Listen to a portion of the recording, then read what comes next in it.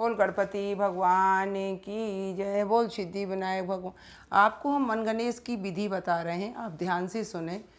ये मन गणेश 4 महीने में होते हैं, अघन पूस माह फागुन। जिसकी मन में जो कामना होती है ये गणपति पूरी करते हैं। 4 महीने इसके हम व्रत रखते हैं और इस कोरा कलश लेके उस पर गोबर के गणेश जी बना के उनको स्थापित करते हैं और 4 महीने ये रास्ता नहीं चलते हैं। 4 महीने तक एक ही घर में रहेंगे और 4 महीने तक हम इन्हीं की पूजा करेंगे, दूसरे गणेश जी नहीं बनाएंगे। ये आप ध्यान से सुने इस बात को। चारों तरफ 4 दीपक जलाते हैं, इनका आसन लगाते हैं। फिर हम दूब लाते हैं, दूब और फूल।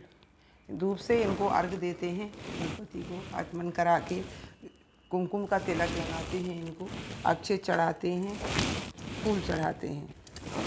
जैसे इनकी विधि पूजा करते हैं। और इसमें एक 4 महीने जैसे जो व्रत रखे जाते हैं तो इसमें 4 चीज़ें खाई जाती हैं, चारों महीने बदल बदल के। तो इस महीने में, अघन के महीने में 4 कटोरी खीर खाई जाती है। पूस के महीने में 4 पूड़ी खाते हैं और माघ के महीने में तिलकुट बोलते हैं तो तिल के लड्डू खाए जाते हैं। वो सभी लोग रहते हैं, उसको सकट बोलते हैं उनको। उसके बाद फागुन के महीने में 4 लड्डू खाए जाते हैं आटे के बना के।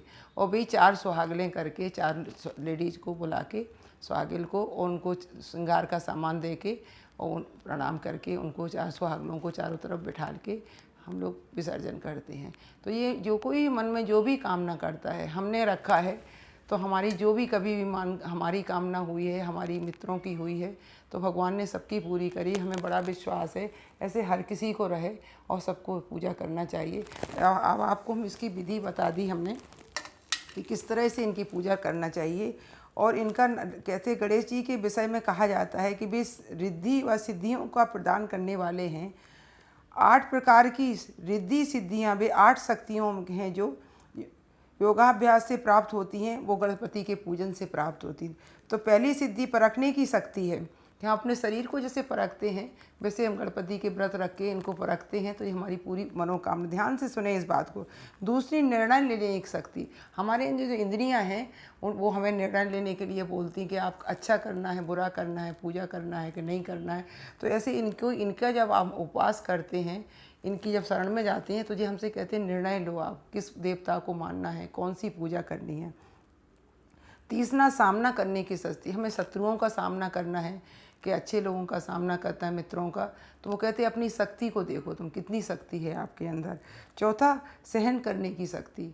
हमसे कोई एक बात कहता है तो उस बात को हमें भूल जाना चाहिए। हमारे अंदर यदि सहन करने की शक्ति है तो हम छोटे की, बड़े की, मित्र की, शत्रु की, सबकी बात ही सहन कर सकते हैं। हमारे यहाँ शक्ति नहीं है तो भगवान कहते पहले अपनी शक्ति को परखो, आप कितनी शक्ति है आपके। 5वें, सहयोग करने की शक्ति। आपके पास भगवान ने बहुत धन दिया है, बहुत पैसा, यदि आप किसी का सहयोग नहीं कर सकते तो वो आपका धन कोई काम करने। आपको नहीं भी दिया है तो आप कर सकते हो। हमारे पास कम भी धन है, हम हर किसी का सहयोग किसी भी तरह कर सकते, अन्न से कर सकते हैं, वस्त्र से कर सकते हैं, पैसे से कर सकते हैं, शरीर से ही कर सकते हैं। जैसे हमें शरीर से करने की बहुत इच्छा होती है, कहीं भी कुछ हो लगता है किसका काम कर दूं जाके, बहुत आत्मसंतोष मिलता है। हमारे पास बहुत ज़्यादा नहीं है लेकिन हम सहयोग तो कर सकते हैं। सहयोग करने, विस्तार और संकुचिता करने की शक्ति।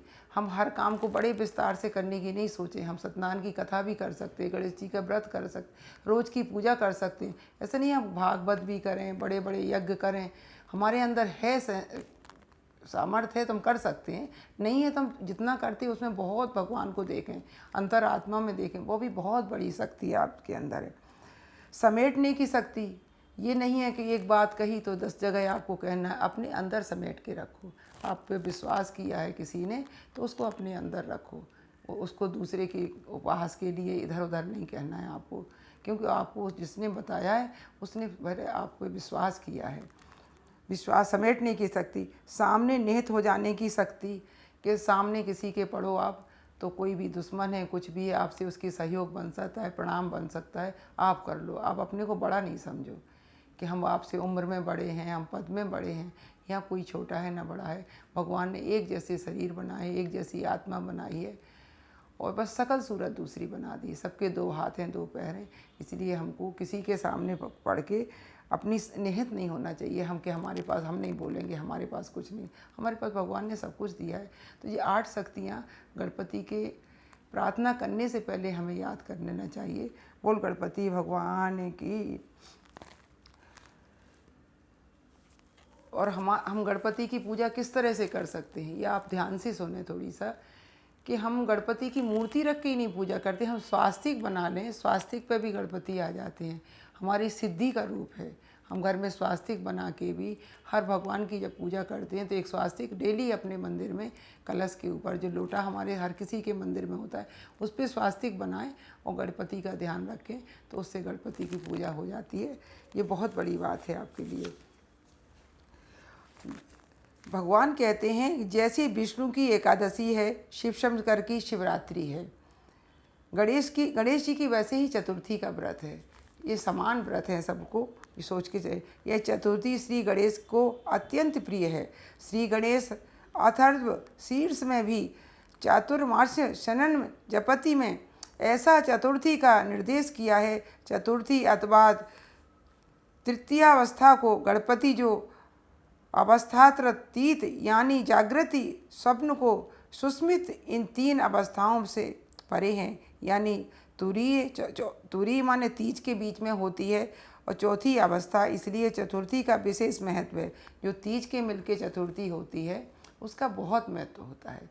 पूरी चतुर्थी जब होती है सुबह से शाम तक, उसका इतना महत्व नहीं होता है। संकटी चतुर्थी हर महीने कृष्ण पक्ष की चतुर्थी के व्रत किया जाता है। चतुर्थी के दिन पूरे दिन उपवास करके रात को गणपति जी की पूजा करके भोग चढ़ाकर और चंद्र दर्शन करके ही उपवास छुड़ाते हैं। किसी भी संकट के परिहार के लिए यह व्रत करने की प्रथा है। विनायक चतुर्थी हर महीने के शुद्ध पक्ष में चतुर्थी को विनायक जी चतुर्थी कहते हैं, परंतु संकट चौथ जो कहते हैं वो साल में एक बार आती है। मन गणेश जो कहे जाते हैं वो साल में 4 बार हम लोग करते हैं, अघन, पूस, माघ, फागुन। इसमें हम सुबह से निराहार व्रत रखते हैं। हम भी आज निराहार हैं, जल भी नहीं पिया है। साल में एक बार करवा चौथ रखते हैं। हम साल में 4 करवा चौथ रखते हैं और 4 कटोरी जो हमने प्रसाद बनाया है खीर का, वही आज भोग लगाएंगे। इससे ही प्रसाद दे के यही 4 कटोरी प्रसाद हम ग्रहण करेंगे। अगली बार हम 4 पूड़ी का लगाएंगे, वो ग्रहण करेंगे। और चंद्रमा को अर्घ दे के भी 9 बजे के बाद हम पारण करेंगे। दिन में हम जल भी नहीं पीते हैं, पूरे दिन उपवास करते हैं। इसी तरह मन गणेश कहे जाते हैं। मन की आत्मा से आपको जो प्रार्थना करोगे, जो आपकी इच्छा है, वो भगवान पूरी करते हैं। इसलिए बोल गणपति भगवान की जय। आपको अब इसके बाद में हम दूसरे वीडियो में कथा सुनाएंगे और तीसरे वीडियो में 4 कहानी गणपति की सुनाएंगे। आप ध्यानपूर्वक सुने।